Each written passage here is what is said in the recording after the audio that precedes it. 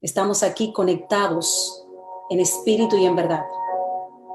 Lo que buscamos, más de Cristo.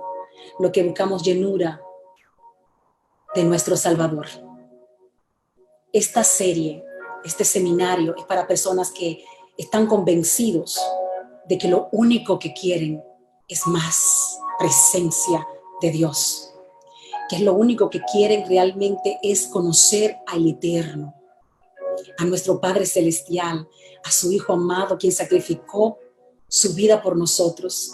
Así es que si tú, al igual que yo, anhelas, bendito Dios, gloria a Dios, la presencia del Señor, esta serie es para ti.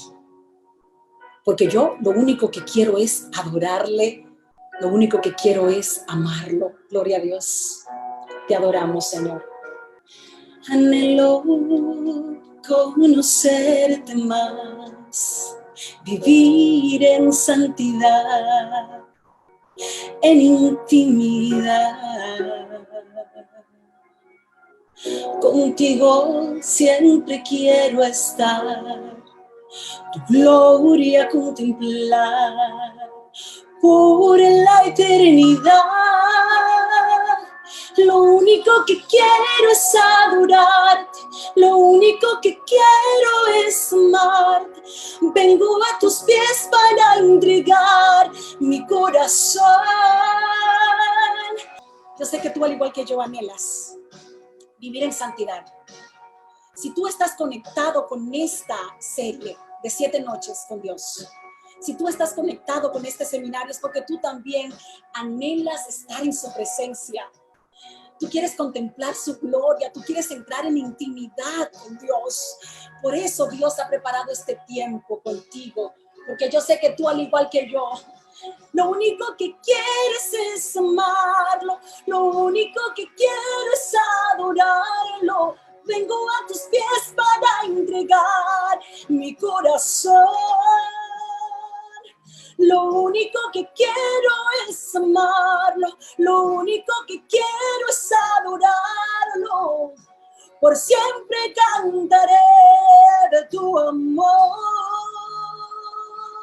amor que me rescató, quien me limpió, quien me da vida eterna. Tu sangre abrió el camino, nunca se secará. Tengo libertad. Lo único que quiero yo, lo único que quiero es amar. Lo único que busco es adorarte. Lo único que quiero yo, lo único que busco yo, lo único.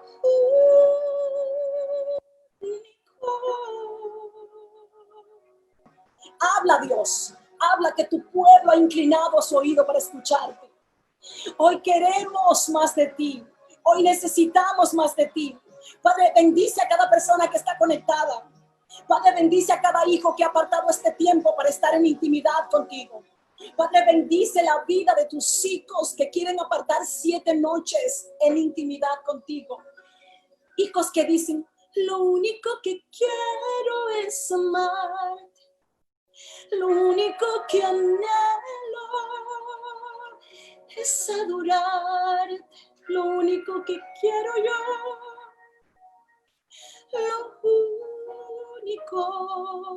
lo único que anhelo yo, lo único.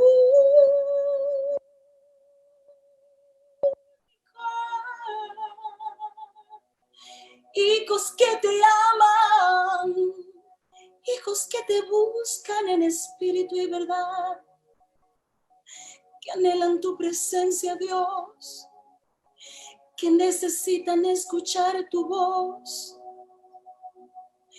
Oh, bendito Dios. Espero que tú, al igual que yo, en tu hogar estés sintiendo la presencia de Dios, que es tan hermoso sentirla. Doy gloria a Dios por este privilegio que me concede el Señor de compartir con ustedes una palabra de vida. Amén. Compartir con ustedes la verdad de nuestro Creador. Bendito Dios por esta serie. Bendito Dios por este momento que estamos compartiendo. Yo quiero iniciar estos primeros minutos, bendito Dios, compartiendo con ustedes cómo nace toda esta idea de hacer una serie de 7 noches con Dios, de hacer un seminario del libro de Hebreos. Resulta que yo estaba, bendito Dios, estudiando la vida de un profeta que se llama Jeremías, y quizás muchos de ustedes lo conocen a través de la Biblia, por supuesto. Y mientras yo estudiaba la vida de Jeremías, noté que él era un vocero de Dios para el pueblo, específicamente de Judá. El asunto es que cuando él hablaba, nadie lo escuchaba. Él anunció el nuevo pacto y eso captó mi atención. A los ojos del mundo, Jeremías sencillamente no era exitoso.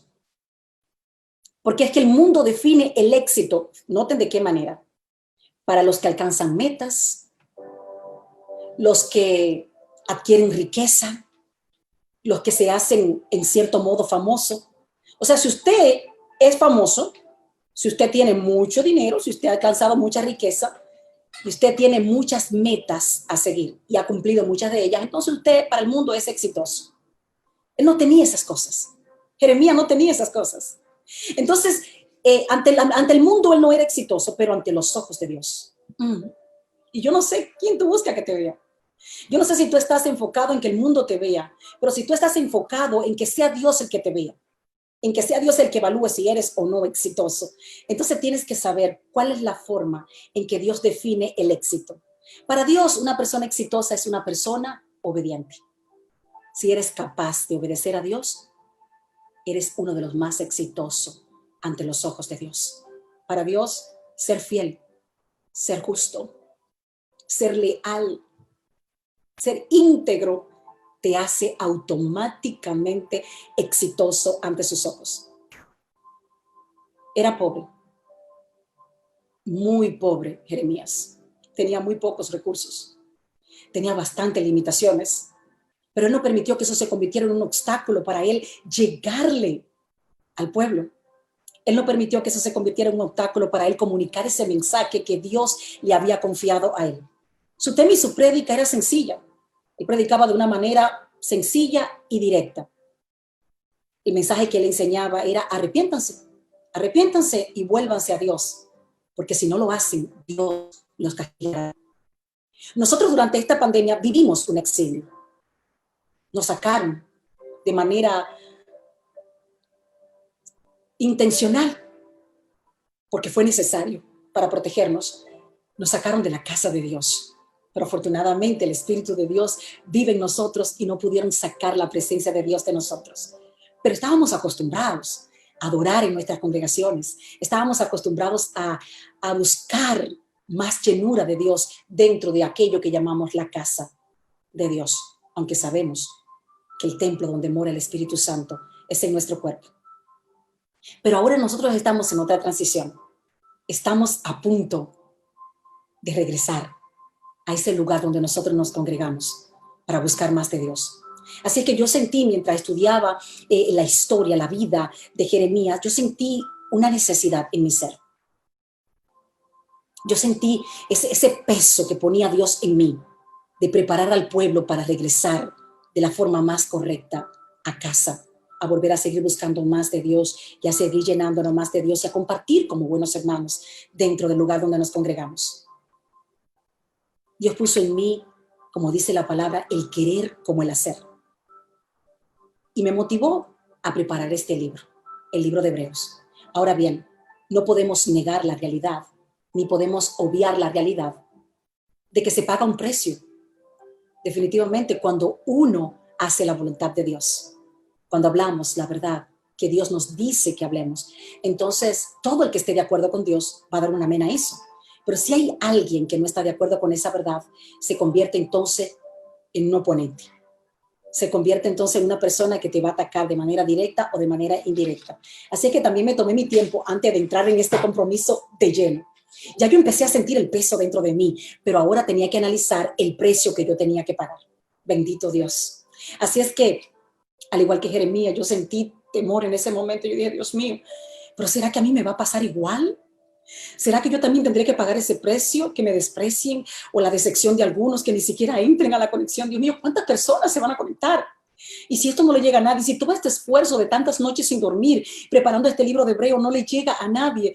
Y el Señor me decía, debes hacerlo de igual manera. Necesito ese testimonio de que mi pueblo sepa que yo nunca los he descuidado, que yo nunca he dejado de hablarles, que si ellos tapan sus oídos y se hacen los sordos y no me escuchan, es porque ellos me han rechazado, mas yo nunca los he rechazado a ellos. Hazlo de igual manera. Y el Señor me llevó a la misma Biblia y me dijo exactamente las palabras que le dijo a Jeremías. Hacen ya, si hablamos de este momento, más de 2500 años. Hacen más de 2500 años, Jeremías, el profeta Jeremías, se le acercó a Dios y le dijo, Señor, soy un niño, no podré hacerlo. Y yo quise imitar ese comportamiento del profeta Jeremías y le dije, Señor, soy una niña, espiritualmente hablando. Tú tienes maestros, líderes, más expertos que yo para enseñar este libro de Hebreos en este tiempo. Por favor, usa a otra persona.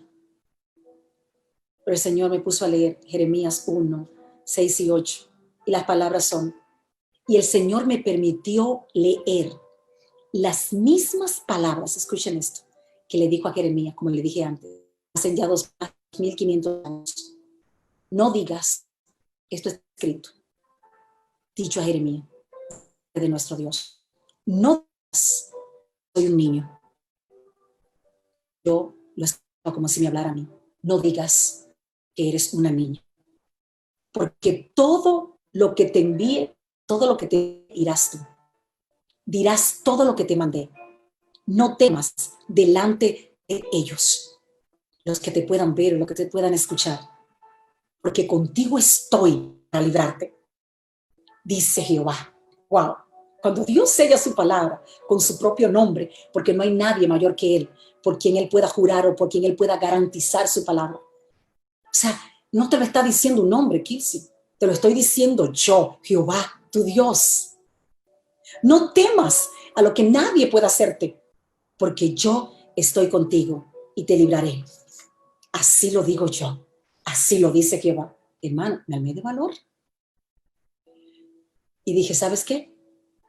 Tal vez soy una niña espiritualmente. Quizás no tengo la preparación que debería tener, pero sí he entendido algo, y es que soy una sierva, y como sierva debo obedecer a mi amo. Como sierva debo ir a hacer lo que tengo que hacer. Gloria a Dios. Así es que dicho esto, entonces quiero empezar de lleno a compartir con ustedes, ya que le compartí, esa fue mi experiencia, cómo inició todo esto de hacer esta serie, de hacer este seminario con el libro de Hebreos. Bendito Dios, te adoramos, Señor, te exaltamos, Padre amado, Padre santo, gloria a Dios. Bendito Dios. Así que dicho esto, vamos a iniciar entonces con unos datos general. Quiero compartir con ustedes datos general del libro de Hebreos para que tengamos una base de inicio. Así es que voy a compartir con ustedes, bendito Dios, el propósito del libro. Voy a compartir con ustedes quién es el autor, para quién fue escrito, todas esas cosas que son necesarias saber. Bendito Dios. Iniciemos entonces de esta forma. Propósito principal del libro de Hebreos. El propósito principal del libro de Hebreos es presentar la suficiencia y presentar la superioridad de Cristo. Ese es el propósito principal. Que todos sepan que nuestro Cristo, nuestro Salvador, el Hijo de Dios, es suficiente para salvarnos. Necesita nada para ser salvo y que Él es superior a todo lo que ha existido. Pero hay otros propósitos también generales que podemos encontrar. Y me gustaría compartirlo con ustedes para que tengan una idea más clara de cuál es el propósito principal por el cual se escribió esta carta. Uno de los propósitos principales, y el más importante, ya lo señalamos, que es reconocer la superioridad y reconocer también la suficiencia de nuestro Salvador Cristo. Bendito Dios. Pero otros propósitos generales pueden ser enseñarles a los judíos, los que pertenecían antes al judaísmo, pero que ahora pero que habían aceptado a Cristo como su Salvador y estaban haciendo un cambio en su vida, dejando el judaísmo para aceptar el cristianismo.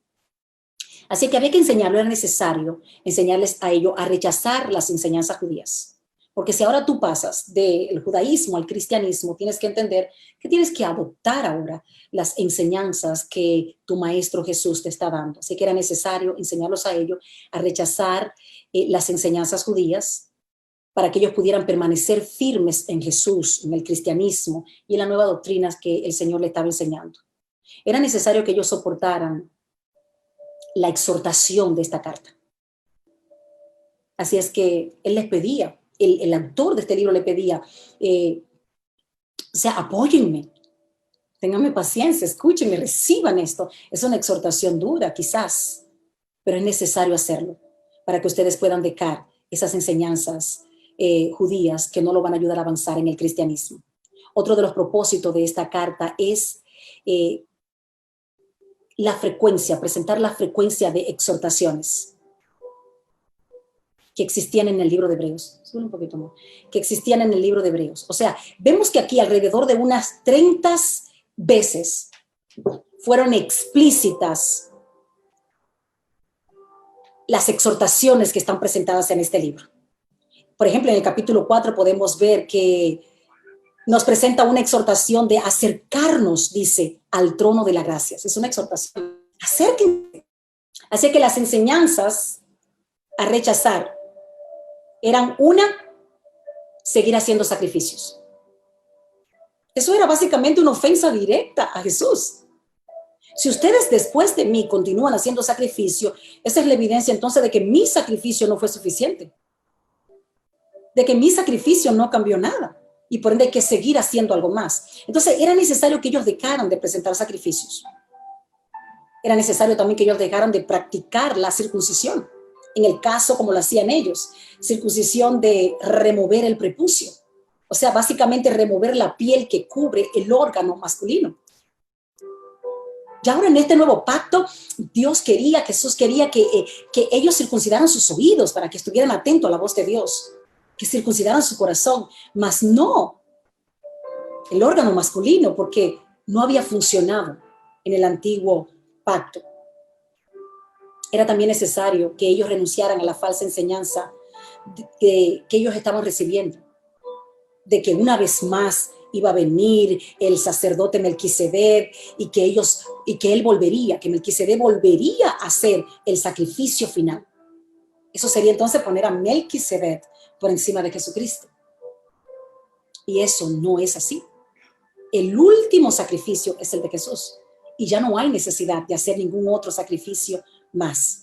Otras aclaraciones que encontramos importantes en el libro de Hebreos es que habían personas que creían que los ángeles eran superior a Jesús, porque ellos finalmente veían a Jesús como alguien de carne y de sangre.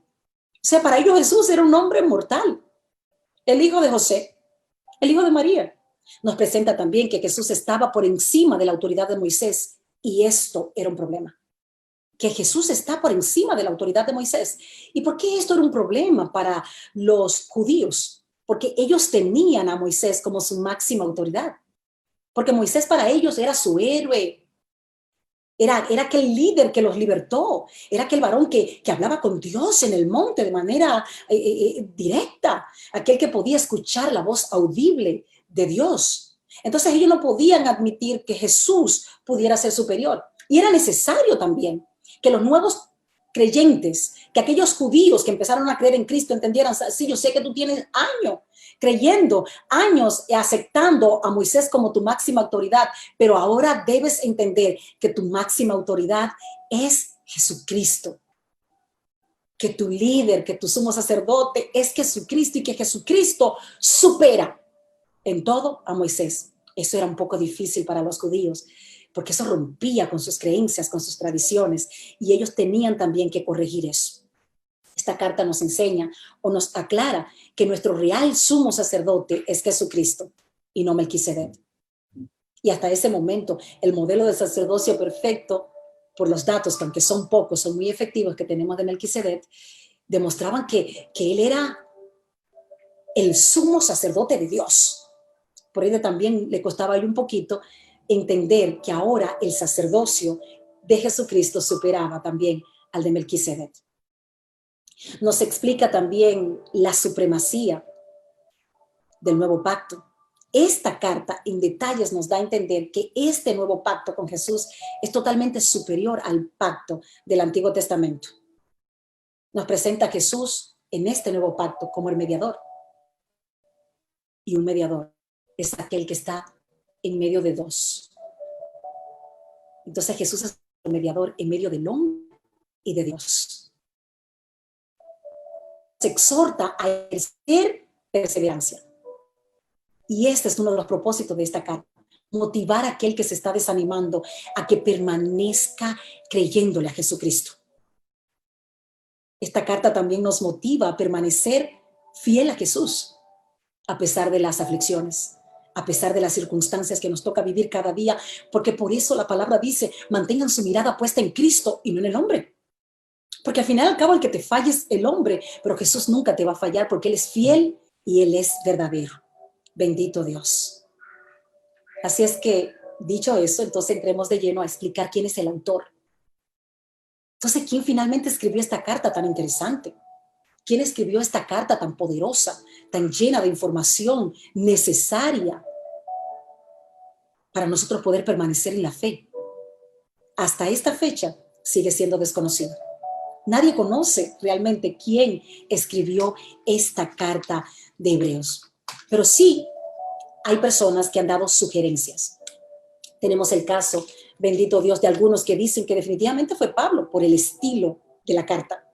Otros dicen, no, fue Lucas, pero otros dicen, no, Bernabé. Algunos dicen Apolo, Sila, Felipe, Priscila y hasta otros. Han dicho tantas sugerencias, pero nadie sabe con exactitud quién hizo la carta de los hebreos. La mayoría piensan, y hasta yo me he atrevido de vez en cuando a pensarlo, que la escribió Pablo, como dije antes, por el estilo que lleva la carta. Era el estilo que Pablo tenía para escribir. Además, hay muchas frases que se parecen a las que ya Pablo había dicho. Pero quién sabe, pudo haber sido también un discípulo, alguno de los hijos espirituales que él llamaba hijos, que lo escribió también.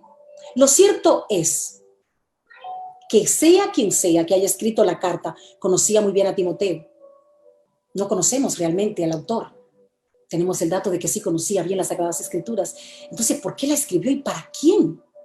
¿Para quién está realmente dirigida esta carta? Y vemos que primordialmente está dirigida para los cristianos hebreos. Como le mencioné antes, aquellos que practicaban el judaísmo, aquellos que creían en el Antiguo Testamento, aquellos que tenían las enseñanzas de Moisés, pero que cuando tuvieron un encuentro con la verdad de Cristo, entonces intentaron empezar a ser cristianos. Pero era difícil desprenderse del pasado, era difícil soltar las tradiciones, era difícil dejar de practicar tantas cosas aprendidas por tantos años. Entonces era necesario escribirle esta carta a ellos para decirle, por favor, permanezcan en lo que ya tienen. Si están en el nuevo pacto, si están con Jesús, entonces primordialmente esta carta fue escrita para los cristianos hebreos, los que estaban creyendo en Jesucristo, judíos que empezaron a creer en Jesucristo y aceptarlo como su Mesías. Probablemente fue escrita para los que estaban pensando volver al judaísmo. O sea, ya habían aceptado a Jesús como el Mesías, pero de repente la tradición le ganaba, de repente sus creencias de tantos años le ganaban. Así es que probablemente esta carta, el autor la hizo por la inmadurez de ellos. porque ellos no comprendían las Sagradas Escrituras bien y andaban vacilando, no eran firmes en lo que creían. Pero también esta carta pudo ser escrita para todos los creyentes, porque hay muchas cosas que en este tiempo pueden ser de gran bendición para nuestras vidas. Si sentimos en un momento determinado que nuestra fe está menguando, esta carta de Hebreos nos anima a mantenernos firmes, a permanecer firme en Jesús. Si empiezas a leer la carta de Hebreos, puedes darte cuenta que pudo haber sido escrita para todo el pueblo de Dios, para todos los escogidos, para el linaje escogido. ¿Por qué? Porque empieza diciendo, y Dios le había hablado de muchas maneras, pero en este tiempo le ha placido a Dios hablarles a través de su Hijo. Por ende, esta lectura nos da a entender que era una carta también para el pueblo de Dios, para hablarles también a través de esta carta. Pudo haber sido también escrita para los helenitas. Y los helenitas eran judíos que hablaban el griego y que practicaban también la cultura griega. Ellos vivían fuera de Palestina y por eso podemos asumir que probablemente también pudo haber sido escrita para ellos, porque se menciona los de Italia. Así es que podemos buscar esa relación. Esta carta también pudo haber sido escrita para algunos cristianos inmaduros en la fe, para cristianos específicos que estaban inmaduros en la fe. ¿Por qué? Porque Él nos habla en esta carta, el autor nos habla en esta carta, debiendo ustedes ser ya maestros, hay que volver otra vez al comienzo. Hay que empezar otra vez desde el principio con ustedes. ¿Cómo es posible? Ya deberían ser maestros. Ya deberían conocer la verdad. Y hay que volver a empezar de nuevo a explicarles todo. A que no es necesario la circuncisión, a que no es necesario hacer más sacrificio. O sea, ¿hasta dónde llega la inmadurez de ustedes? Y también en esta misma carta hay otra parte donde dice, ustedes son tardos para oír. Y esas son expresiones que nos llevan a entender que se pudo haber escrito esta carta para inmaduros en la fe. También esta carta pudo haber sido escrita para los cristianos perseguidos, porque habla en muchas partes de ella, de el sufrimiento que ellos tenían y que estaban experimentando constantemente. Esta carta los animaba a soportar el sufrimiento, a cargar su cruz, porque si ellos seguían confiando en Dios, finalmente iban a recibir la recompensa. La recompensa estaba garantizada para los que perseveraran hasta el fin. Había persecución, hermanos, mucha persecución en ese tiempo para los judíos que aceptaron a Jesús como el Mesías. ¿En qué año fue escrita esta carta? Tampoco existe una fecha exacta revelada cuando se escribió esta carta. Pero sí se entiende que por los datos que hay en ella, tuvo definitivamente que haber sido escrita entre 65 años después de Cristo a 68 años después de Cristo. Pero definitivamente esa carta fue escrita 70 años antes de 70 años después de Cristo. ¿Por qué tenía que ser necesariamente escrita antes de que se cumplieran los 70 años después de Cristo? Porque esta carta no habla de la destrucción del templo. Y ese es un dato vital y sumamente esencial que no podía ser obviado, ni podía ser excluido. Porque precisamente dentro de esta carta vemos que habla de los sacrificios y de las ceremonias religiosas. Y para hablar de esos temas y de esos puntos es necesario entonces que haya un templo. Si él hablaba todavía de la práctica de los sacrificios y también de las ceremonias religiosas, es porque definitivamente aún existía el templo. Así que dicho esto, se entiende que la fecha más exacta está entre 65 después de Cristo y 68 después de Cristo, pero 100% antes de 70 años después de Cristo. Porque después de los 70 años después de Cristo, el templo fue destruido y ya no hay templo. Ya ellos no tienen un lugar, ya no tienen sacerdotes, ya no tienen un lugar de adoración, no hay templo. El templo fue destruido. Se entiende que el templo de los judíos está debajo, un dato importante que encontré, debajo de la mezquita, y ahí están los musulmanes. Hablemos ahora del marco histórico.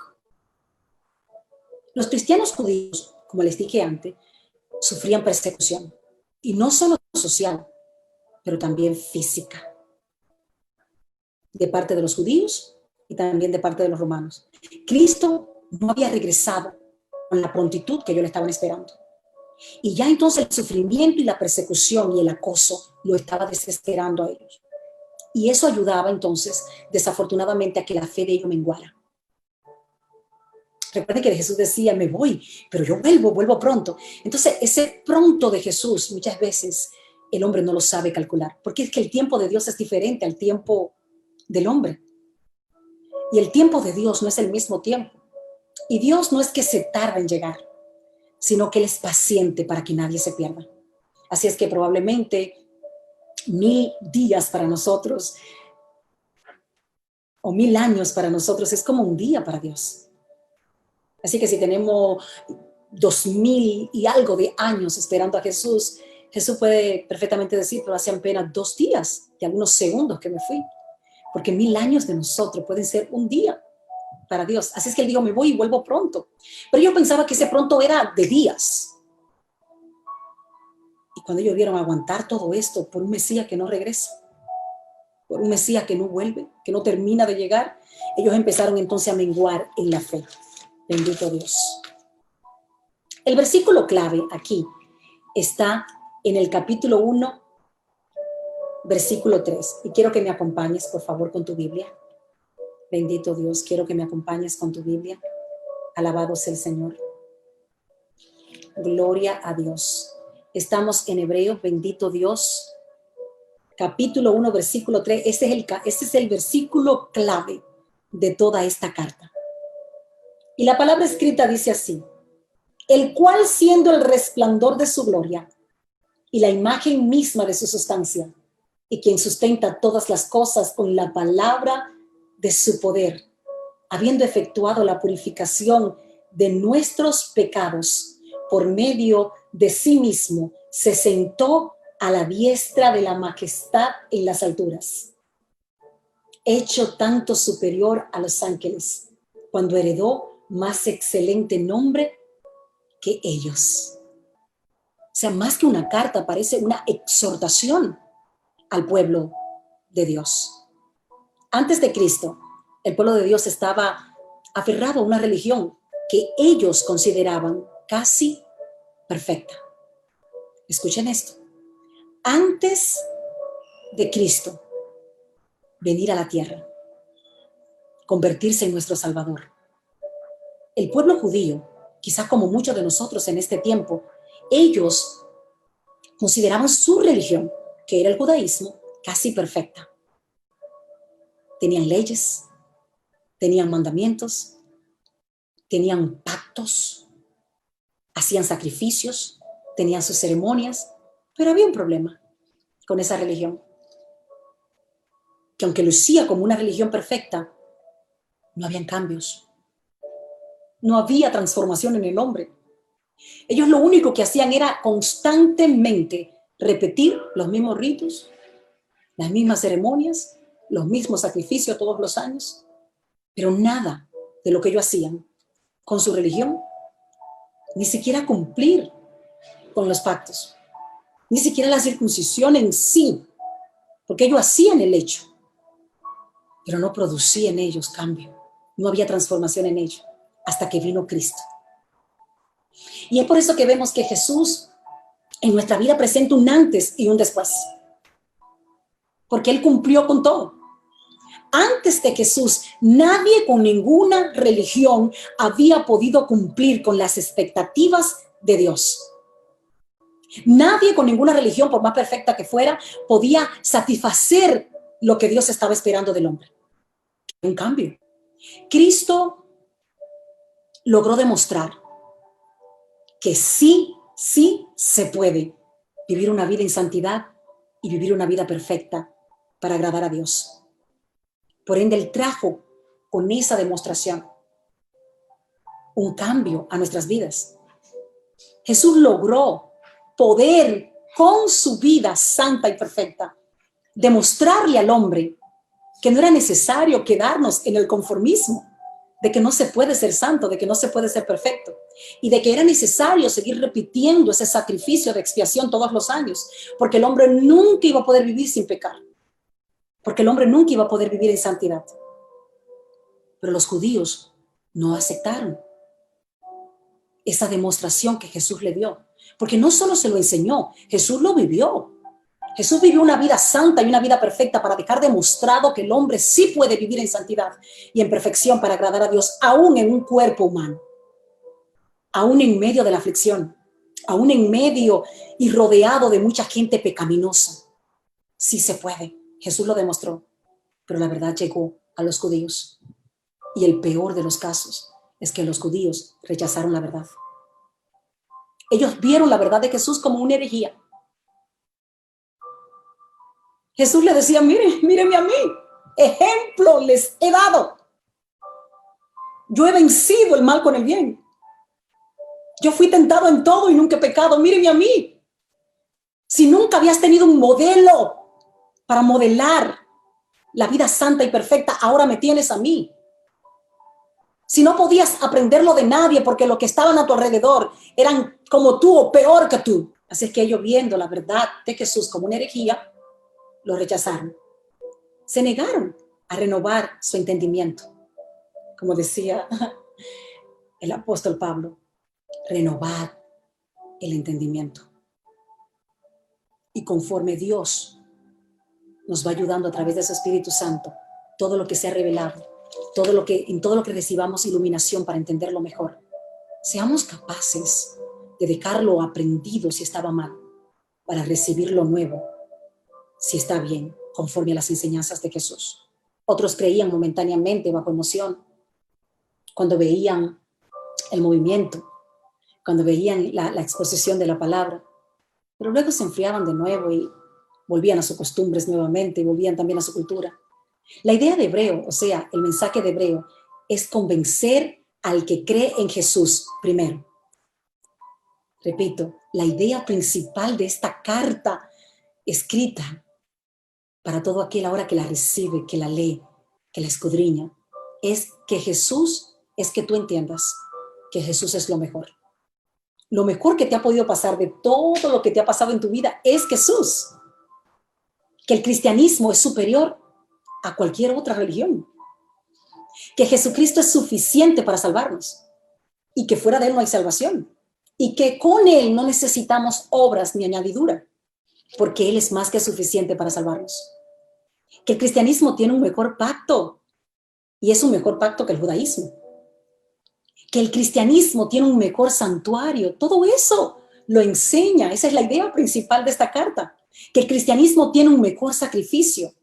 Además, esta carta de Hebreos te anima a mantenerte firme en la fe. Todas las religiones comparadas con Cristo son engaño. Así es. O pobres imitaciones, si la comparamos con Cristo. Jesucristo es superior a todo y a todos. La superioridad de Cristo sobrepasa todo entendimiento humano. Hermano, Cristo es superior a los ángeles.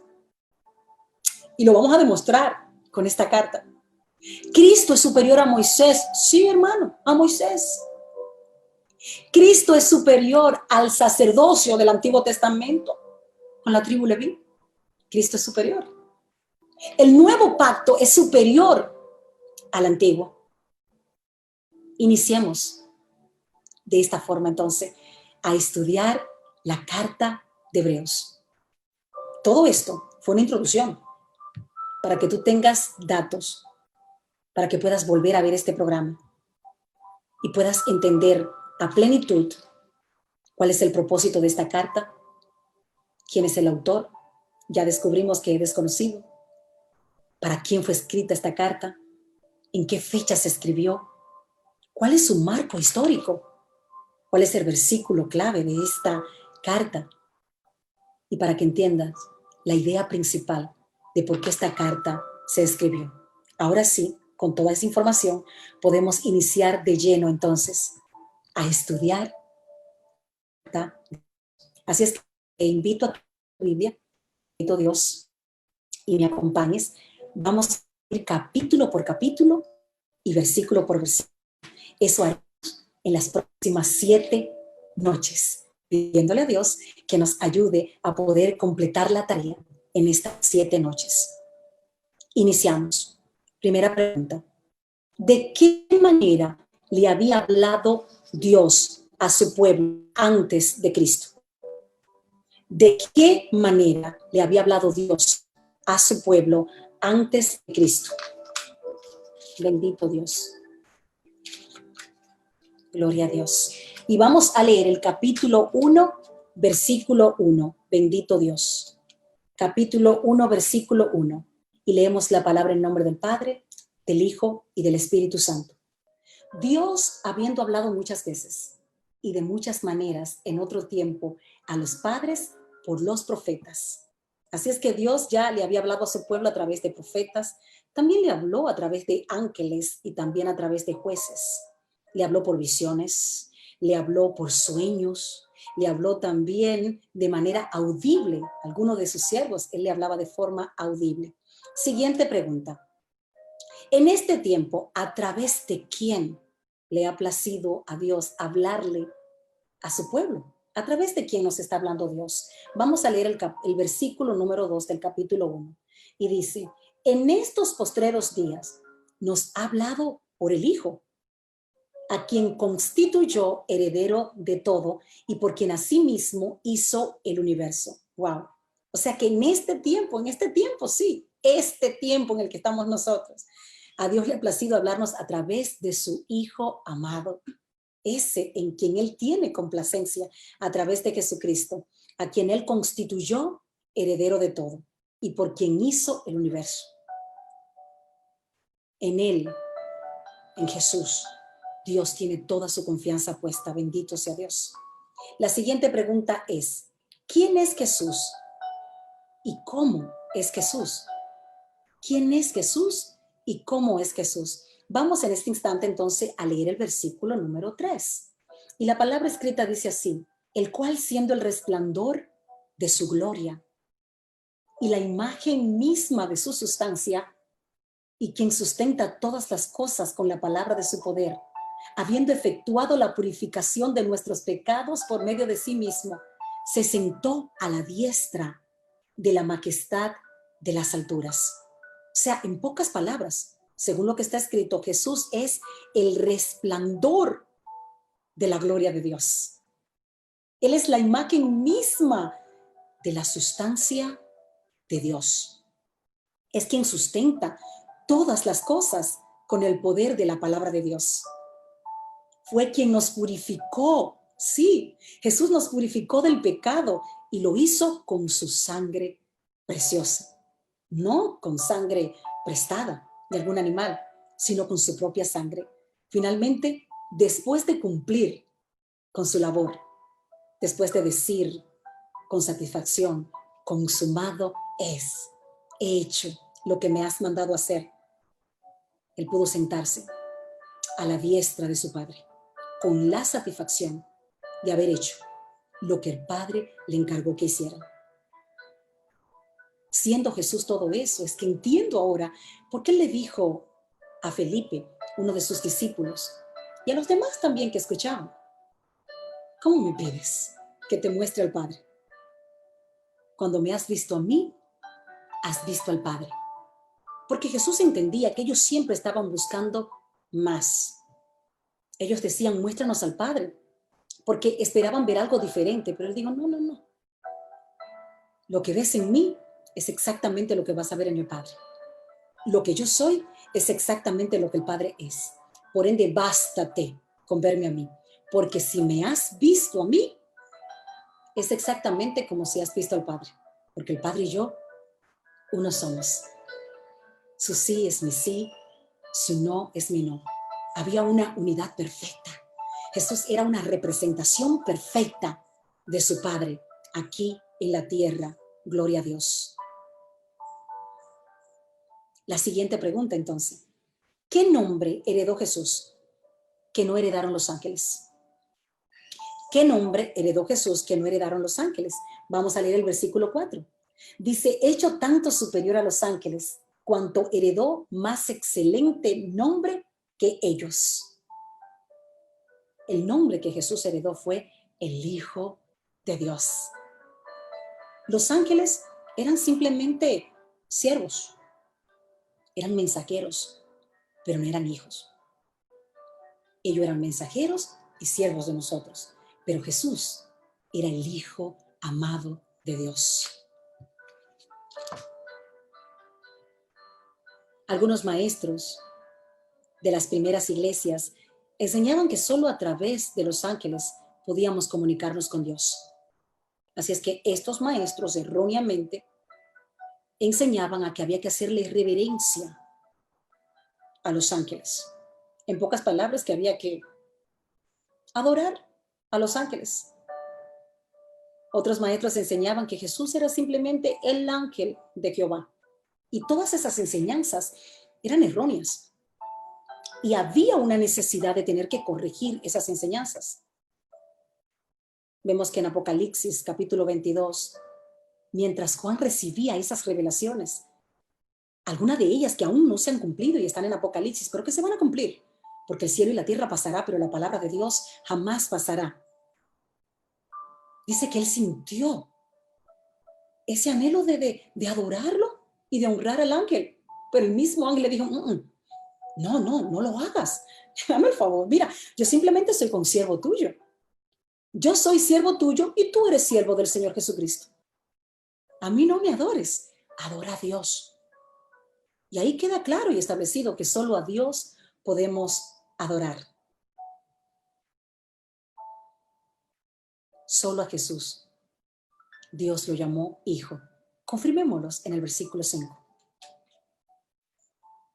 Porque ¿a cuál de los ángeles dijo Dios jamás, mi hijo eres tú? Yo te he engendrado hoy. Y otra vez, yo seré a él padre y él me será a mí hijo. Dios jamás se expresó de esa forma de los ángeles. Por ende, Jesús es superior a cualquier ángel, porque él no es un siervo. Jesús es el unigénito, el Hijo de Dios, el Hijo amado, en quien Dios tiene complacencia. ¿Por qué Jesús es superior a los ángeles? ¿Por qué Jesús es superior a los ángeles? Vamos a leer el versículo 6.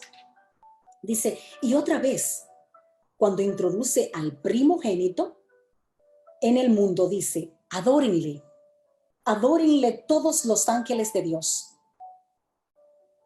¡Wow! Repito, y otra vez, cuando introduce al primogénito al mundo, dice, adórenle todos los ángeles de Dios. ¡Wow! ¿Por qué Jesús es superior a los ángeles? Dios nunca ordenó que adoremos a ángeles. Dios no ordenó y tampoco permitió que los ángeles recibieran adoración. Mas Dios, el Padre de nuestro Señor Jesucristo, ordenó, adórenlo. Adoren a mi Hijo amado. Todos los ángeles, adórenlo. Por ende, es permitido adorar a Jesús, siendo Él el Hijo de Dios. Porque aunque solo podemos adorar a Dios, Dios mismo lo está autorizando.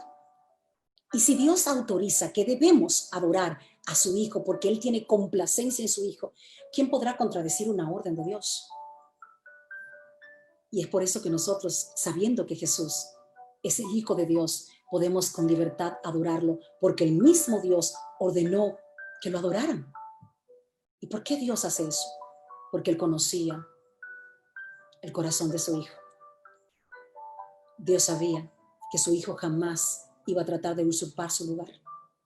Dios sabía que Jesús jamás le iba a robar su gloria. Dios sabía que su Hijo sabía respetar la autoridad del Padre y que jamás por adoración iba a cambiar esa relación que Él tenía con su Padre. Dios sabía que por más que adoráramos a Jesús, que por más que todos los ángeles lo adoraran, Jesús jamás iba a cambiar su relación con el Padre por una adoración de ángeles y de hombres. Por ende, su corazón estaba preparado y Dios dijo, adórenlo, adoren a mi Hijo. ¿Qué dijo Dios de los ángeles y de Jesús? ¿Qué dijo Dios de los ángeles y de su Hijo Jesús? Vamos a ver el contraste que nos presenta la Biblia. Vamos a verlo entre los versículos del 7 al 12. Estamos en el primer capítulo de la carta de Hebreos. Así es que vamos a leer los versículos del 7 al 12 para ver qué contraste hay entre lo que Dios dijo de los ángeles y lo que Dios dijo de su Hijo Jesús. Vamos a proceder a leer los versículos del 7 al 12. Y la palabra escrita dice así: ciertamente de los ángeles dice, el que hace a sus ángeles espíritu y a sus ministros llama de fuego, mas del Hijo, de su Hijo, dice, tu trono, oh Dios, por el siglo del siglo. Cetro de equidad es el cetro de tu reino. Has amado la justicia y has aborrecido la maldad, por lo cual te ungió Dios, el Dios tuyo, con oleo de alegría más que a tus compañeros. Y tú, oh Señor, en el principio fundaste la tierra y los cielos son obra de tus manos. Ellos, refiriéndose a los ángeles, perecerán, mas tú, refiriéndose al Hijo, permaneces. Y todos ellos envejecerán como una vestidura, y como un vestido los envolverás y serás mudados. Pero tú eres el mismo, y tus años no se acabarán. Amén. Vamos entonces a poder hacer un resumen. Vamos a hacer una lista. Yo quiero que tú hagas una lista de lo que se dijo de los ángeles y una lista de lo que se dijo del Hijo, para ir confirmando con la palabra por qué Jesús es superior a los ángeles. ¿Qué se dijo? ¿Qué dijo Dios de los ángeles? Dijo, lo hago espíritus. Son seres creados por Dios. Son mensajeros de Dios. Pero del Hijo dice, porque amaste la justicia y aborreciste la maldad, Dios lo ungió con oleo de alegría más que a sus compañeros. De los ángeles, Dios dice, ellos perecerán, porque ellos fallan, sí, siendo ángeles. Recuerden que hay ángeles caídos. Ellos fallan, ellos pecan, pero de Jesús dijo, tú no. Tu Hijo vas a permanecer para siempre, porque tú no cambias, porque tú eres inmutable, porque tú eres invencible, porque tú eres verdadero. Tú vas a permanecer para siempre. Dios de los ángeles dijo, ellos envejecerán. Los ángeles van a envejecer, pero tú, Hijo, nunca envejecerás. Y tus años nunca se acabarán.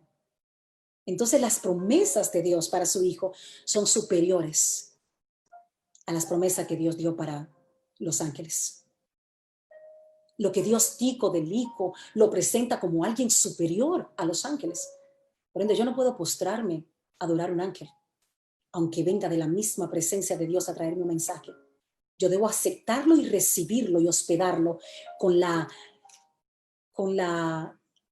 credibilidad que Dios le da. Yo debo aceptarlo y recibirlos cuando lleguen a mi vida, si llegan a mi vida, como ángeles, como un mensajero de parte de Dios que viene a traerme un mensaje. Debo hospedarlo bien, debo recibirlo con comida, como lo hacían en el Antiguo Testamento. Debo tratarlo bien al ángel, pero no postrarme y adorarlo, como yo me postro y adoro a Jesús. Porque el Padre me ha autorizado que al Hijo sí pueda adorarlo, porque el Hijo va a permanecer para siempre, porque el Hijo no va a envejecer, porque el Hijo es superior a los ángeles. ¿Por qué solo a Jesús? Dios lo sienta a su diestra. Vamos a leer el versículo 13. Dice, pues, ¿a cuál de los ángeles dijo Dios jamás? Siéntate a mi diestra hasta que ponga tus enemigos por estrado de tus pies. ¿A cuál? ¿A qué ángel Dios le dijo, ven y siéntate a mi diestra hasta que yo ponga todos tus enemigos por estrado de tus pies? A nadie. Solo a su primogénito, solo a su hijo amado Dios le dijo, cuando hayas cumplido con todo podrás ascender de donde tú descendiste. Y podrás sentarte en ese lugar que tengo reservado y guardado exclusivamente para ti. Una vez tú hayas vencido, vas a poder sentarte a mi diestra como lo que eres, como mi hijo amado. Y ahí está Jesús, desde que ascendió al cielo, sentado a la diestra de su Padre. Vamos a leer el versículo 14. Estamos en el capítulo 1 y vamos a leer el versículo 14 y con ese completamos el primer capítulo y entramos de lleno en el capítulo 2. El versículo 14 dice, ¿no son todos espíritus, ministradores, enviados para servicio a favor de los que serán herederos de la salvación? Repito, interesante. ¿No son todos espíritus ministradores enviados para servicio a favor de los que serán herederos de la salvación? O sea, en pocas palabras, este versículo nos está diciendo que mientras que los ángeles están para servirnos a nosotros, nosotros somos siervos de Jesús. Ese es el orden diseñado por Dios. Los ángeles mensajeros que traen mensaje de Dios. Los ángeles nuestros siervos. Así que no se sienta solo. Usted tiene ángeles asignados por Dios para servirte, para cuidarte, para atender a los más débiles, a los vulnerables. Si tienes alguna necesidad, hay un ángel que Dios tiene asignado para que te cuide. Ese es el trabajo de los ángeles. Por eso ellos son colaboradores como tú. Ellos colaboran ayudándote a ti, nosotros colaboramos ayudando a Jesús. Ellos son siervos nuestros y nosotros somos siervos de Jesús. Amén. Entremos entonces en el capítulo 2 de la carta de Hebreos. Primera pregunta del capítulo 2. ¿Por qué debemos atender con mayor diligencia a lo que hemos oído? ¿Por qué nosotros debemos atender con mayor diligencia a lo que hemos oído?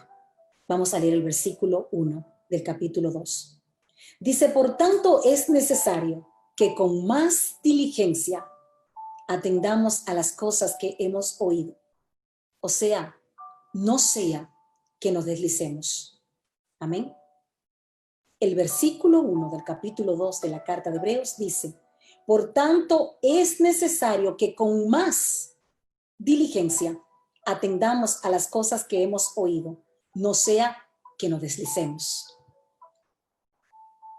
Porque un cristiano se puede deslizar. Por eso es importante prestar atención. Por eso es importante analizar bien eso de salvo, siempre salvo. ¿Por qué debemos atender con mayor diligencia a lo que hemos oído? ¿Por qué es necesario prestar atención a la sana doctrina de Jesús? ¿Por qué es necesario estar constantemente revisando lo que ya está escrito para entenderlo bien y poder hacernos hacedores de esa palabra? Hermano, porque un cristiano se puede deslizar. Porque hay falsos profetas y hay falsos maestros.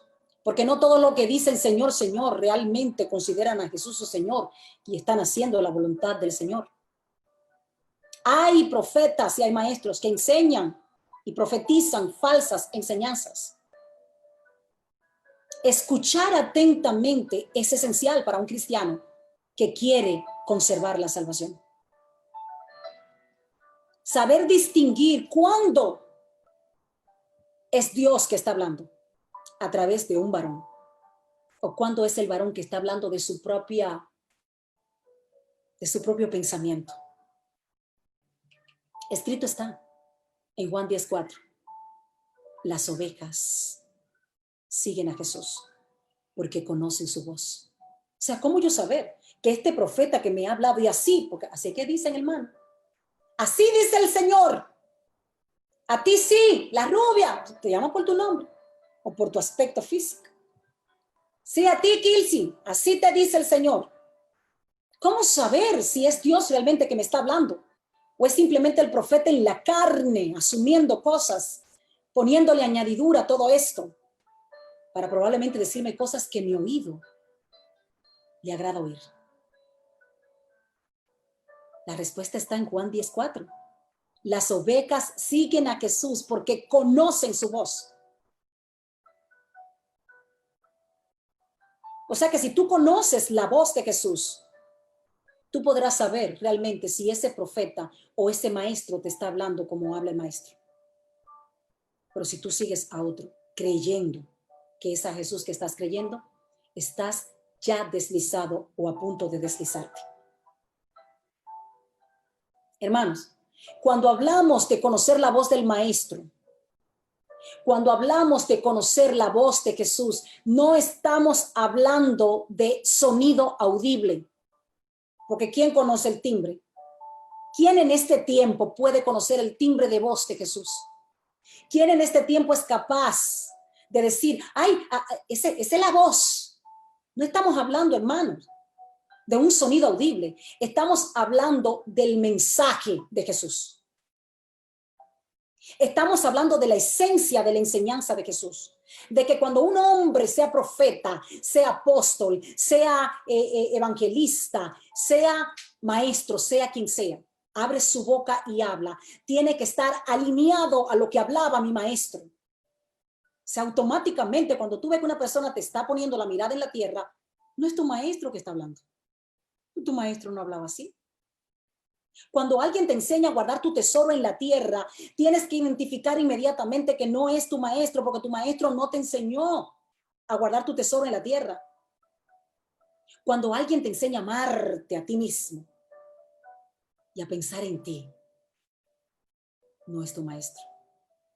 Ese es el que conoce la voz de Jesús, el que sabe distinguir las enseñanzas de Jesús, el que sabe distinguir en un segundo, en fracciones de segundo, si es Jesús el que está hablando o no, porque está hablando conforme a lo que ya enseñó el maestro. Repito, no estamos hablando de que tú distingues, porque nadie humanamente hablando puede hacerlo. Nadie puede distinguir cómo era audiblemente la voz de Jesús. Nadie puede distinguir el timbre de voz. Ay, mi maestra hablaba así fino. No, no se trata de timbre de voz, ni de un sonido audible. Se trata de enseñanza, del contenido, de las palabras que te están diciendo, del contexto en el que te están enseñando lo que te están enseñando. Los ángeles son mensajeros de Dios. Vamos a leer el versículo 2 para confirmar qué nos dice este versículo. Capítulo 2, versículo 2 de Hebreos. Y dice, porque si la palabra dicha por medio de los ángeles fue firme, y toda transgresión y desobediencia recibió justa retribución. Repito, porque si la palabra dicha por medio de los ángeles fue firme y toda transgresión y desobediencia recibió justa retribución. O sea, aquí la palabra nos dice que efectivamente los ángeles sí son mensajeros de Dios y han sido usados por Dios para traernos mensajes. Y cuando ellos hacían su labor de entregar el mensaje, nosotros, humanamente hablando, aquí en la tierra, teníamos que someternos. Ese era nuestro deber, no todos los hacen. Pero nuestro deber es someternos a obedecer ese mensaje que lo trae el ángel, pero que no es del ángel. El mensaje es de Dios, porque el ángel no está hablando por sí mismo, sino que es simplemente un mensajero que viene a decirte lo que te mandó a decir Dios. No obedecer esos mensajes, hermano, traía castigo. y hasta muerte al hombre. Y eso era lo justo. Si tú no me obedeces,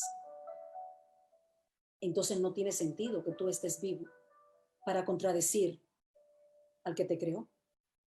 Si tú no te sometes al que te creó a ti, entonces ¿cómo tú vas a existir en el lugar del creador?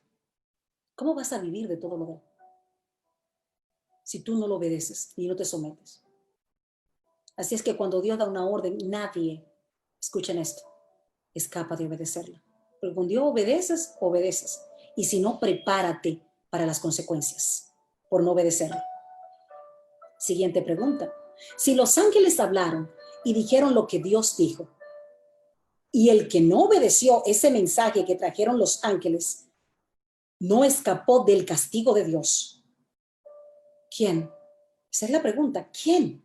¿Quién podrá escapar entonces si no obedece lo que enseñó Jesús? Si nadie escapó del castigo cuando un ángel habló, ¿quién escapará ahora después que Jesús habló? Vamos a ver qué nos dice la palabra en el versículo 3 del capítulo 2 de Hebreos. Dice, ¿cómo escaparemos nosotros si descuidamos una salvación tan grande, la cual habiendo sido anunciada primeramente por el Señor, nos fue confirmada por los que oyeron? Wow. ¿Cómo escaparemos nosotros si descuidamos una salvación tan grande, la cual habiendo sido anunciada primeramente por el Señor, nos fue confirmada por los que lo oyeron? Bendito Dios. O sea, Jesús no solo dice la verdad. Ese es el problema. ¿Y por qué se pone más difícil la cosa? No como muchos dicen, que ahora con Jesús, en el tiempo de la gracia, todo es tan fácil. Las exigencias de Dios son mayores, porque Dios al que más le da, más le exige. Dios está diciendo, oye, a ti no te está hablando cualquier ángel que puede fallar o que su tiempo se le va a terminar. Yo te he enviado el mensaje ahora, no simplemente con un mensajero, sino con la verdad misma. Jesús dijo, yo soy la verdad. Por ende, ahora tú no puedes dudar del mensaje que estás recibiendo, porque lo estás recibiendo de la misma verdad, porque Jesús es la verdad. Si lo que los ángeles decían tenía validez, ¿cuánta más validez tiene lo que dice la verdad? Lo que dice Jesús. No solo Jesús lo dijo, pero habían testigos que lo confirmaron, que lo escucharon de él, que lo vieron a él vivir lo que él decía y lo que él enseñaba, y ellos lo siguen confirmando a través de la palabra que ya está escrita. Hay testigos. Hay testigos que testifican todo lo que Jesús dijo e hizo aquí en la tierra. ¿De qué manera fue respaldado el mensaje de Jesús? O sea, Jesús no solo habló la verdad, no solo la comunicó, no solo la dio a conocer, pero también él fue respaldado. Jesús recibió respaldo y lo vamos a confirmar en la palabra. Su mensaje fue respaldado. Vamos a leer el versículo 4. Dice, testificando Dios juntamente con ellos, con señales y prodigios y diversos milagros y repartimientos del Espíritu Santo según su voluntad. Vamos a leerlo otra vez. Versículo 4 del capítulo 2 de Hebreos. Testificando Dios juntamente con ellos, con señales y prodigios y diversos milagros y repartimiento del Espíritu Santo según la voluntad.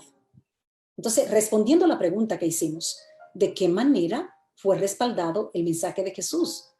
Algo que nos ayuda a confirmar que aún más que era verdadero su mensaje.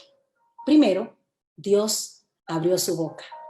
Y cuando abrió su boca, eso selló el mensaje de Jesús. Él dijo, efectivamente, ese es mi hijo amado, en quien yo tengo complacencia. A él oíd.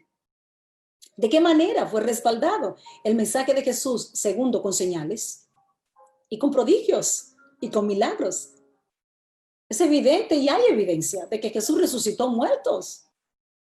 Y no uno, no más de un muerto. Jesús multiplicó panes y peces. Los ciegos veían a través de los milagros que Jesús hacía. Los sordos oían. Los demonios eran echados fuera. Todo eso confirmaba que el mensaje de Jesús era verdadero. Además, Jesús dijo, yo me voy, pero no van a estar solos, porque yo le voy a pedir a mi Padre que envíe al Consolador para que los acompañe todos los días. Jesús prometió enviar al Espíritu Santo y esta promesa se cumplió. Por ende, todo eso es evidencia de que todo lo que Jesús dice es verdad y se cumple. ¿Qué méritos recibió Jesús por todo lo que hizo? ¿Qué méritos recibió Jesús por todo lo que hizo? Vamos a leer los versículos del 5 al 9 y luego lo vamos a analizar. ¿Me acompañan? El autor de la salvación. Estamos en el capítulo 2 de Hebreos, los versículos del 5 al 9. Dice, porque no sujetó a los ángeles el mundo venidero, acerca del cual estamos hablando. Pero alguien testificó en cierto lugar diciendo, ¿qué es el hombre para que te acuerdes de él? ¿O el hijo del hombre para que le visites? Le hiciste un poco menor que los ángeles. Le coronaste de gloria y honra y le pusiste sobre las obras de tus manos. Todo lo sujetaste bajo sus pies. Porque en cuanto le sujetó todas las cosas, nada dejó que no sea sujeto a él. Pero todavía no vemos que todas las cosas le sean sujetas. Pero todavía no vemos que todas las cosas le sean sujetas.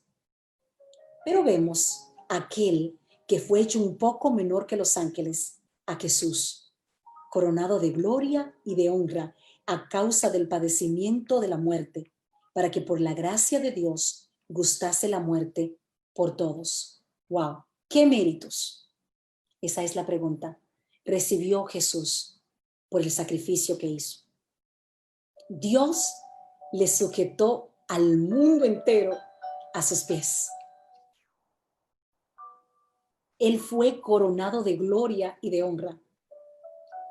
Fue hecho mayordomo de todas las obras de Dios. Y la promesa de que pondrá a sus enemigos como estrado de sus pies, aún no se ha cumplido. Aún Jesús no ha regresado a reinar. Jesús está como tú y como yo, pacientemente sentado a la diestra del Padre, esperando la orden del Padre que le diga, hijo, ve y desciende y reina. Y somete. Y termina una vez y por todas de resucitar a los que han de ser resucitados y de vencer finalmente la muerte para ellos. Y que vivan en la eternidad con nosotros. Y nosotros, cuando le pedimos algo a Dios, si Dios con prontitud no responde a nuestra petición, inmediatamente nos desesperamos, nos desilusionamos, renunciamos, hermanos, a seguir buscando a Dios, porque Él no cumple sus promesas. Pero Jesús fielmente sabe que el Padre no miente. Y Él dijo, Él ha dicho que Él pondrá a mis enemigos por estrado de mis pies. Él ha dicho que yo voy a reinar. Así es que yo pacientemente esperaré a la diestra de mi Padre. Pacientemente esperaré a que Él dé la orden de mi regreso y se empiece a cumplir en mi vida todo lo que mi Padre me ha prometido. Hasta en eso Jesús nos gana a nosotros. En su paciencia, en su fe en su Padre, en su paciencia en esperar que se cumplan. Jesús nunca ha dudado, aunque en nuestro tiempo han pasado más de 2000 años.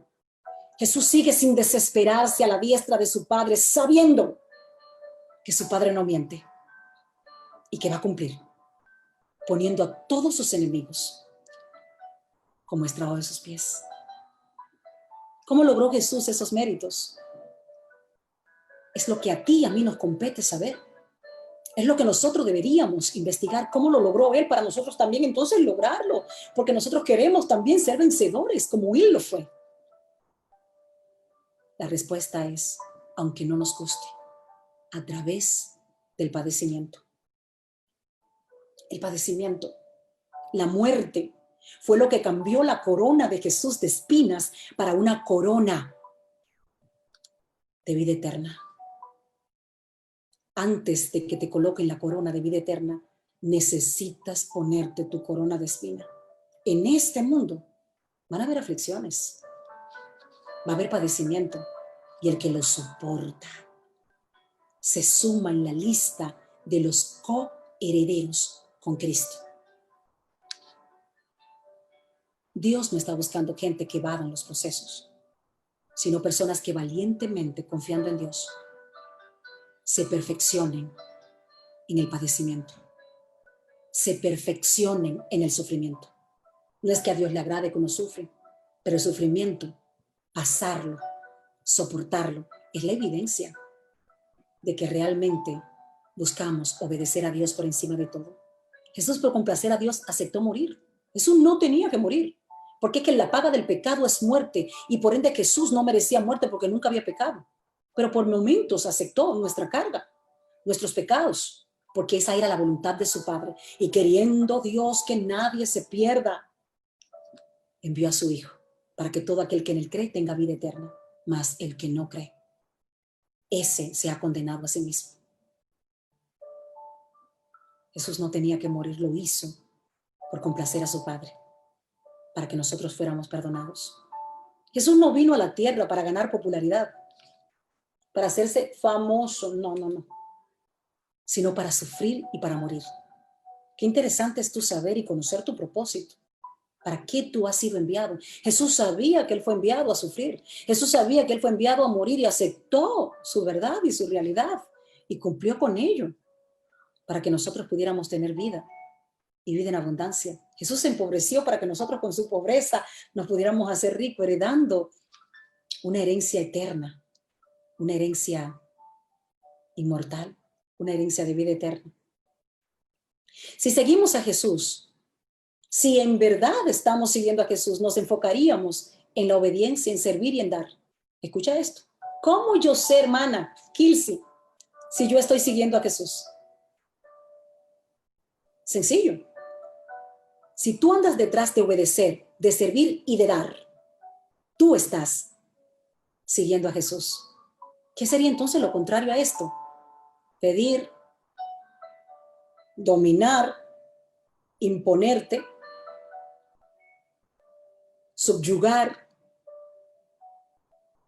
y tratar de estar por encima de los demás. El único que lo sabe realmente eres tú. Y Dios, por supuesto, porque para Dios no hay nada oculto. Este es un momento de tú mirar a tu interior y decir, Dios mío, ¿qué es lo que más me gusta? ¿Me gusta más dar o me gusta que me den? ¿Me gusta servir o me gusta dominar? ¿Me gusta colaborar con los demás o me gusta subyugar a los demás? Entonces, tu comportamiento es lo que define si estás siguiendo a Jesús, sí o no. Los que siguen a Jesús obedecen a Dios, se deleitan en servir y se gozan al dar. Pero aquel que para todo quiere recibir y que no hace nada sin procurar un salario, aquel que le gusta dominar a los demás y sentirse enseñoreado, aunque creas que estás siguiendo a Jesús, no lo estás siguiendo. Gloria a Dios. ¿Por qué eran necesarias las aflicciones para perfeccionar a Jesús? ¡Wow! ¿Por qué eran necesarias las aflicciones para perfeccionar a Jesús como hombre aquí en la tierra? Vamos a leer el versículo 10.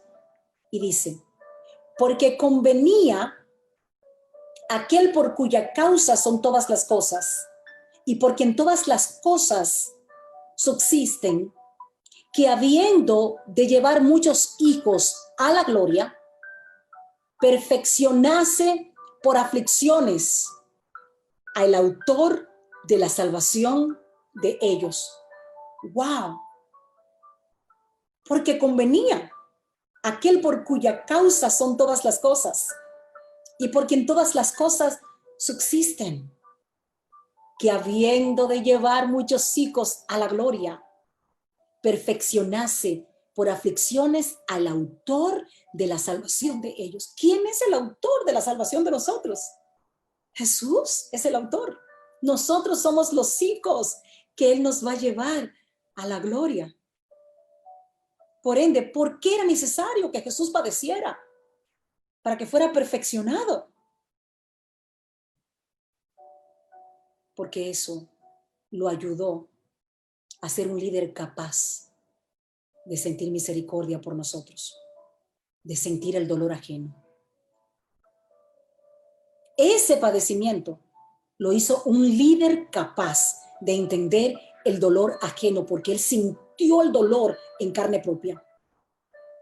Ese padecimiento lo hizo él modelarnos cómo se puede vivir una vida en obediencia a pesar de la aflicción, a pesar de la persecución, a pesar de la maldad del hombre.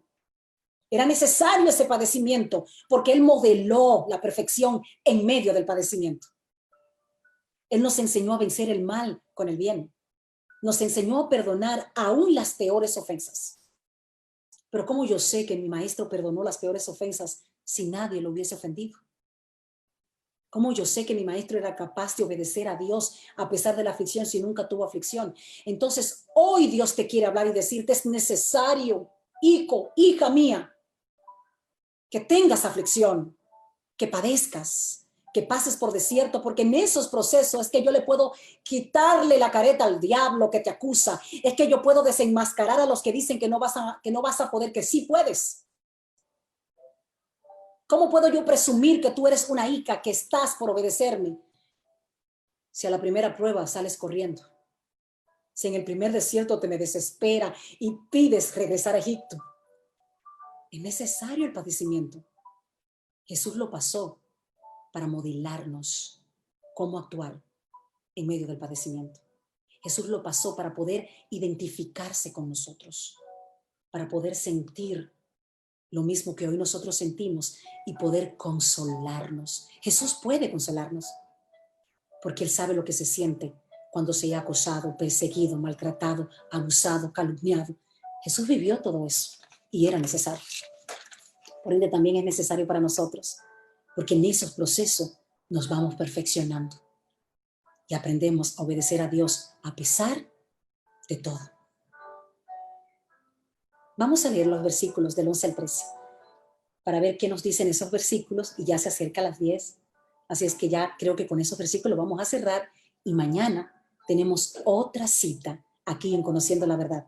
Esta es la primera noche de 7 noches con Dios, donde estamos en un seminario dando a conocer la verdad que encierra la carta de Hebreos. Los versículos del 11 al 13, bendito Dios. Y la palabra escrita dice así: porque el que santifica y los que son santificados, de uno son todos, por lo cual no se avergüenza de llamarlos hermanos, diciendo, anunciaré a mis hermanos tu nombre. En medio de la congregación te alabaré. Y otra vez, yo confiaré en él. Y de nuevo, he aquí, yo y los hijos que Dios me dio. ¡Wow! Impresionante esta verdad. Jesús, el Hijo de Dios, nos llamó hermanos. ¿Y saben por qué Jesús nos llamó hermanos? Porque Él estaba consciente de que si nosotros éramos adoptados a través de su sacrificio, íbamos finalmente a terminar siendo hermanos de Él y Él terminaría compartiendo con nosotros a su Padre. Jesús nunca trató de tomar el lugar del Padre. Él sabía que Dios era su Padre. Y Él dijo, si Dios me mandó a buscar a estos hijos y Dios quiere adoptar a estos hijos, entonces ellos van a ser mis hermanos. Por ende, les voy a hablar como hermanos. Por ende, lo voy a llamar hermanos. Por eso somos hermanos en Cristo. Porque tú y yo, en el momento que aceptamos a Jesús como nuestro Salvador, automáticamente nos hacemos hijos adoptados del Padre de Jesús. Sí, Dios, el Padre de Jesús es también nuestro Padre. Jesús es el primogénito y nosotros somos los hijos adoptados, esas ramas injertadas en el árbol de olivo. Qué hermoso es ver que Jesús con esa humildad nos llama hermanos. Jesús sin egoísmo decidió compartir a su Padre con nosotros. Jesús sintió alegría de que nosotros fuéramos finalmente adoptados por su Padre. Jesús renunció a ser el unigénito. ¡Wow! Yo no sé tú, pero esto a mí me llena de emoción. Esto a mí me compromete con Jesús. Jesús era antes de este pacto, el unigénito. Antes de este pacto, Jesús era el único hijo de Dios. O sea, ¿qué hijo humanamente hablando sería capaz de renunciar a ser el unigénito, el único para heredarlo todo? Hay que amar. Hay que amar al prójimo para hacer eso. O sea, imagínate tú que seas el único hijo de tu padre. Imagínate que tu padre sea el dueño de todo el oro y toda la plata, el dueño del universo, y que cuando tu padre te haga heredero, tú vas a heredar todo lo del padre. Imagínate tú siendo el unigénito, renunciando a ese derecho para convertirte en el primogénito, en el primero de muchos hermanos que al final van a compartir contigo una herencia que te pertenece solo a ti. Eso hizo Jesús por ti y eso hizo Jesús por mí, el unigénito. Dejó de ser el unigénito para convertirse en el primogénito. Y ahora Él es el primer hijo de Dios, de todos los hijos que van a llegar a Dios a través del sacrificio perfecto de Jesús. Jesús nos llama hermanos. Y nosotros, aunque nos congreguemos en diferentes iglesias, hermanos, si seguimos a Cristo, somos hermanos. Y ya es tiempo que dejemos esos conflictos entre nosotros. ¿Cómo es posible que entre nosotros nos estemos peleando la herencia de Dios cuando el primogénito, cuando el unigénito la compartió? El unigénito, el único heredero de todo, compartió su herencia con nosotros, pecadores. Con nosotros que estábamos perdidos en nuestros delitos y pecados, y nosotros nos hemos vuelto egoístas siendo hijos adoptados. Y no queremos que más personas se sigan uniendo porque, ay no, después tenemos que compartir la herencia. Jesús sintió gozo de saber que más y más hijos se iban sumando y que Él iba a llevar a su Padre un sinnúmero de hijos y que Él ya no era más el unigénito y que ahora Él era el primero, el primogénito de muchos hermanos que se iban a unir. Y nosotros egoístamente queremos detener eso, queriendo ya ser los últimos hijos. La herencia de Dios es infinita, hermanos. No tiene que haber competencia entre nosotros, ni pleito, porque Dios tiene una herencia especial para cada uno de nosotros. Hay una corona para cada hijo de vida eterna. No hay por qué pelearse. Si Jesús supo compartir a su Padre, nosotros debemos compartirlo con otros. Si Jesús, siendo el unigénito, dejó de ser el unigénito para convertirse en el primogénito de muchos hermanos, nosotros también tenemos que gozosamente buscar más hermanos para que se unan y poder ser muchos hijos de Dios, unidos para juntos heredar la vida eterna y vivir finalmente en esa gran prometida, la Santa Jerusalén. Hemos llegado al final de la primera noche del seminario del libro La Carta de Hebreos. Gracias por acompañarnos. Mañana mismo esta enseñanza va a estar en nuestro canal de YouTube. Te invito a que te unas con nosotros.